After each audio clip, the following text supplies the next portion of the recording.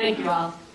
I also want to thank the organizers of the conference for including me in the proceedings.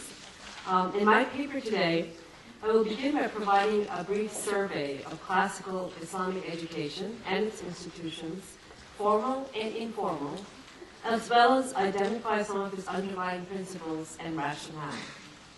I will then discuss some of the key features of Fethullah Gülen's perspectives on what constitutes ideal Islamic education. The strong correspondences between the classical views and Gülen's perspectives will be indicated, establishing thereby a continuity and innovative engagement on the latter's part with the classical heritage. The earliest venue of education was the mosque, the place of formal worship in Islam. During the Prophet Muhammad's time, his mosque in Medina served both as the locus of private and public worship and for informal instruction of the believers in the religious law and related matters. The mosque continued to play these multiple roles throughout the first 3 centuries of Islam, 7th to the 9th centuries of the Common Era. Typically, instruction in the religious and legal sciences would be offered by a religious scholar to students who sat with him, and less frequently with her, in teaching circles, known in Arabic as halqa or majlis, either inside the mosque or outside in its courtyard. By the 10th century, a new feature, the hostel, khan, was increasingly being established next to teaching mosques in Iraq and the eastern provinces of the Islamic world, which allowed students and teachers from far-flung areas to reside near these spaces of instruction. The emergence of the mosque-khan complex at this time is a consequence of a lengthier and more intensive period of study required to qualify as a religious scholar. Religious learning had expanded by this time, and study of the religious law, in Arabic as Sharia, became more detailed and sophisticated, reflected in the establishment of the 4 prominent Sunni schools of law and Arabic madhahib by the 10th century. In the 10th and 11th centuries of the Common Era, another important institution developed and proliferated known as the madrasa, literally meaning in Arabic, a place of study. The madrasa was a logical development of the mosque-khan complex, being both a teaching and residential institution. In addition to the impetus of the greater systematization of knowledge, particularly of the legal sciences, which led to the emergence of the madrasa, the development of this institution has also been attributed in part to a reassertion of Sunni Muslim identity in the wake of the collapse of the various Shiite dynasties that had ruled much of the Islamic world in the 10th and 11th centuries.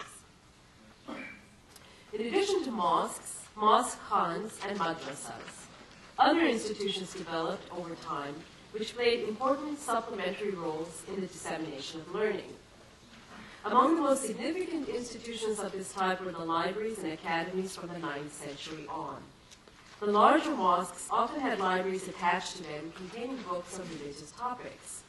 Other semi-public libraries would additionally have books on logic, philosophy, music, astronomy, geometry, medicine, and alchemy.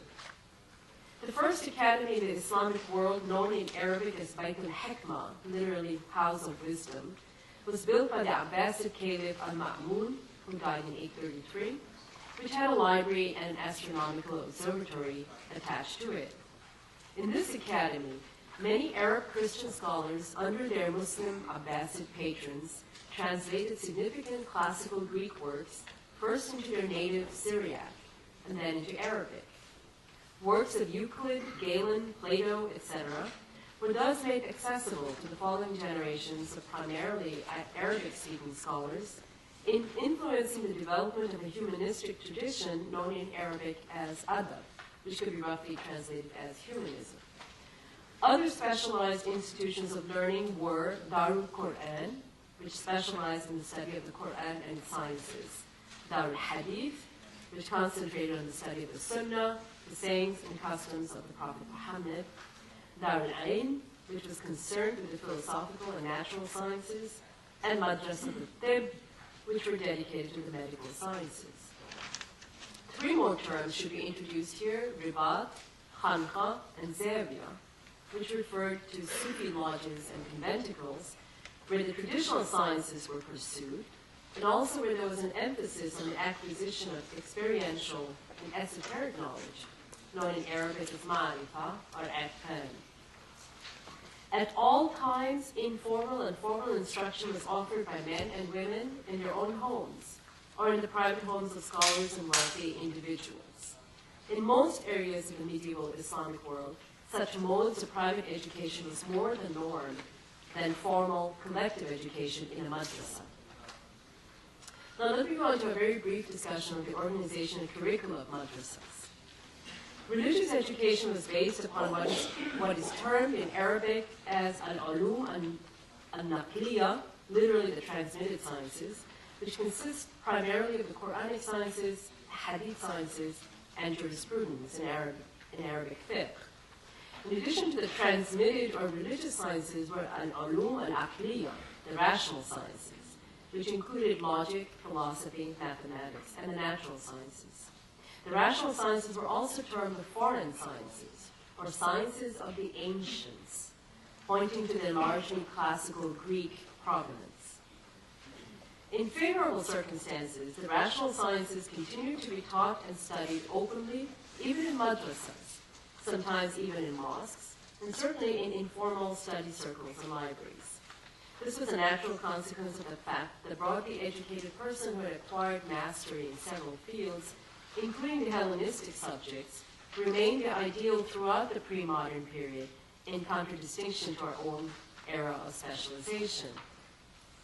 In his famous Prolegomena, written in the 14th century, Ibn Khaldun, who died in 1395, lists a curriculum for the religious sciences with an emphasis on the Quran and its sciences, hadith and its sciences, jurisprudence, fiqh, with an emphasis on the complex law of inheritance and the sources of jurisprudence, but with the addition of theology, known as al-kalam, tasawwuf or Sufism, and the science of the interpretation of dreams or visions, ta'bir al-ru'ya.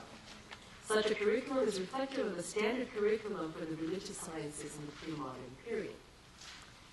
Two more points that I want to make in reference to classical Islamic education before I turn to a discussion of Gülen's thought are that women scholars and religious minorities played a singular role in Islamic education and intellectual life. Biographical dictionaries, for example, establish that women's contributions, particularly in the transmission of hadith and in other areas of religious scholarship, have been considerable and recognized as such by their contemporaries.